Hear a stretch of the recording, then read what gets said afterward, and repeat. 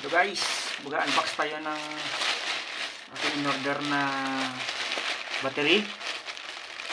Tingnan natin.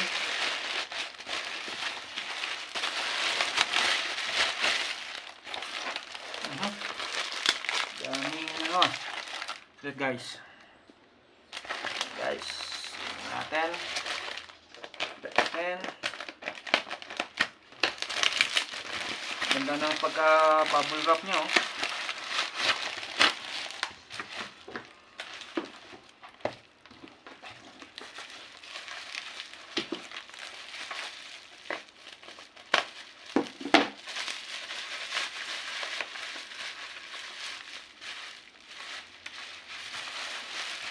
Guys, oh. Parang luma na to, ah. Tingnan natin, guys.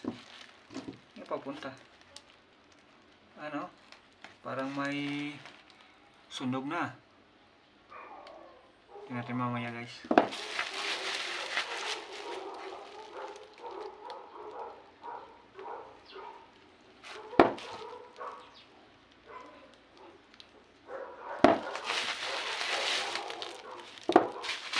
Apat na piraso. Susubukan natin i-test, guys, kung ilang voltahe ang bawat isa.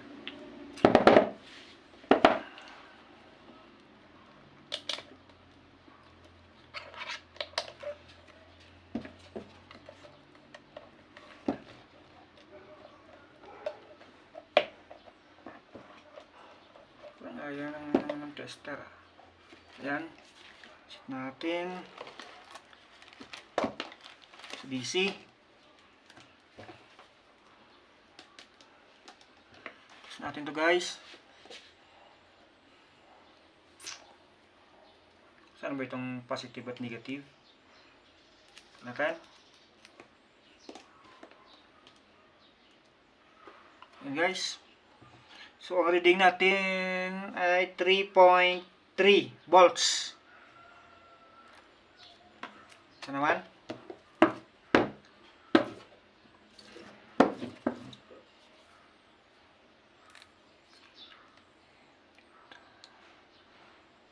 Ganun din, guys, yung reading niya 3.3 volts DC. Parang baliktad yung reading dyan, ah. Ang isa. Test natin. Ganun din, guys, 3.3. Baliktad yung numero dyan. Yung makikita nyo. Ayan.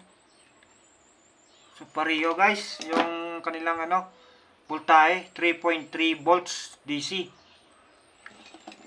Saan ba yung positive nito? Ano natin? Ulit.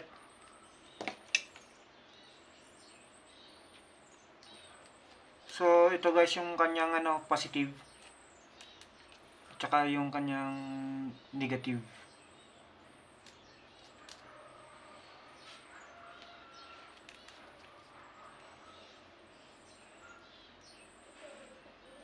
.3. So, ang gagawin natin, guys, i-series natin. Series natin. Ayan, oh. Idugtong lang natin. Ang haba nito, guys, ah. Next.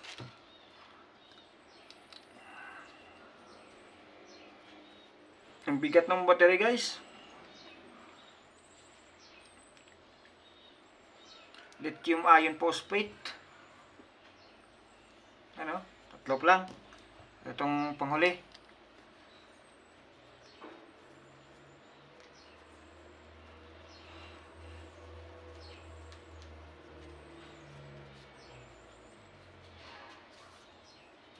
Yan, guys, oh, apat na piraso. So, isukatin natin. I-test natin kung ilang voltahe. Ilang makakuha natin. 13.4 volts. Overall 13.4 volts DC yung nakuha natin guys. Okay naman guys yung ano niya, yung baterya niya. Kaso parang ano parang luma na siya.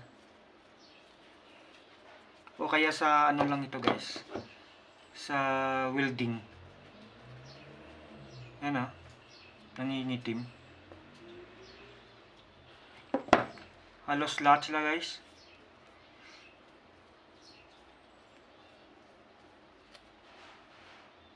Yan, nangingitim guys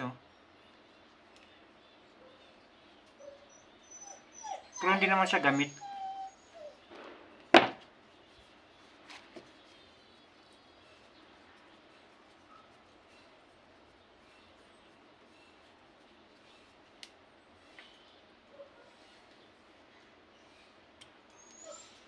So yun lang guys, yung ating unboxing na battery na parcel Hihintayin ko na lang yung ano nito BMS at saka natin i-assemble. So yun lang guys, huwag niyong kalimutan mag-subscribe sa aking YouTube channel, Ariel Electronics. Hanggang dito na lang guys.